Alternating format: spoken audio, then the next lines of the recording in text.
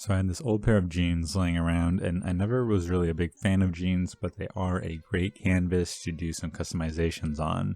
So all you gotta do is get a goal or idea in mind. This is what I was kind of basing my idea off of, and kind of go from there.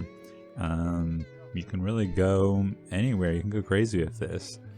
Sometimes you don't even really need a tutorial because there's no exact science here. But if you want to know what I did, here is the process. And if you're considering making holes in your jeans to distress them and you have a Dremel, plug that in now. It takes a while to charge and you probably don't use it. And so if you have a Dremel, get it charging. Step one. So to start, all you're going to need is some bleach, a weight, and a golf club. So go ahead and fill up your bathtub with warm water, and I just put a few cups of bleach in. It's not exact, just whatever you think is good. Once you just start smelling it in the air, then you're on your way to success. And then remember to have your windows open and a fan going to help vent out the room, and try not to spend too much time in there setting everything up. So you'll go ahead and you'll have your pants out, and I put the golf club down the leg of the pants since I was doing a half and half thing. So I wanted to be able to hold down from the inside the pants, and that seemed to work decently. I should have put more water in to cover the very end of the pant leg. But if you wanted to get creative again, you could really fill your bathtub just halfway and do the slant of the bathtub. You can only bleach like the top part or the bottom part or however you want to go. So, get creative with it. And then I would recommend gloves as well. I use an old toothbrush to just kind of agitate and move things around into place. So whatever works for you, just make sure you wash your hands a good bit to get any residue of bleach off. So throw your pants in there, and since I was doing a half and half, I ended up doing some duct tape to kind of hold the other half of the pants out of the water. And any folds that are within the fabric won't end up as bright at the end, so that's something to take note of. And I mix the water occasionally, every 15 to 30 minutes to half an hour, so it doesn't super matter, but that just helps agitate the water and the bleach to help make sure it's not getting stale and that it can spread around everywhere a little bit more evenly. And then at this point, you're going to want to go on a 10K run and set 2 PBs. This is optional, but it's a good thing to do when you're waiting for the bleach to sink in. And I soaked mine for like 3 hours just because I was doing other chores, and that's probably not necessarily to do that long.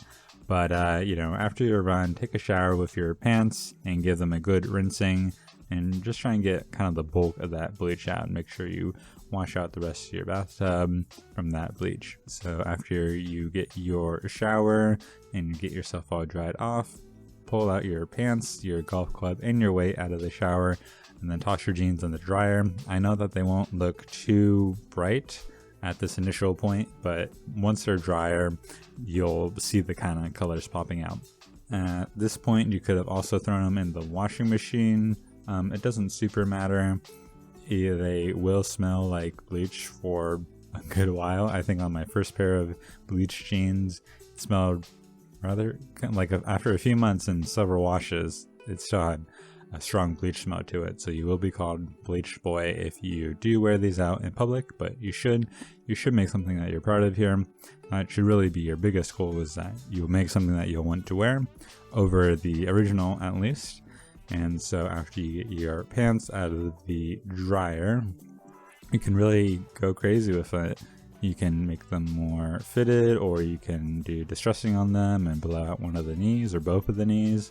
I just did a single knee, and you can kind of see how I'm just making a line on the Dremel right on the pants, and I do have a piece of cardboard in between the front and the back layer of the pant, just so I'm not digging into 2 layers.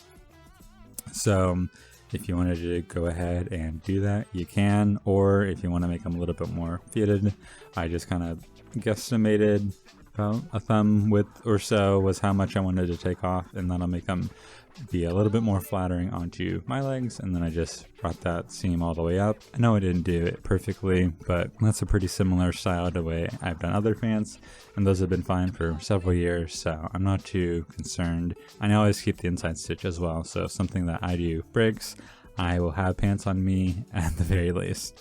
So kind of go crazy, do whatever. This is a good time to learn a whole bunch of general sewing skills and all that kind of jazz. It does not have to be exact, as I keep saying, and I just guess and check a lot of the time. So after every alteration, I like to put the pants on and see how I'm looking in them and if they're kind of matching what I like, and I like to get other people's input as well. So ask your family and ask other people who can kind of get a better outside view of the pants than you can. So that is my overall advice. I'd say I'm fairly satisfied with how these ones came out. I may blow out the other knee as well, but I kind of wanted a balance of altering just one thing on each side. I feel a little bit like a pirate in these, but hey, I think it'll be fun to try and style later on, and will be a nice addition to the wardrobe, as I was not wearing those jeans before. So go out there, do some custom work on your pants, and I will see y'all later.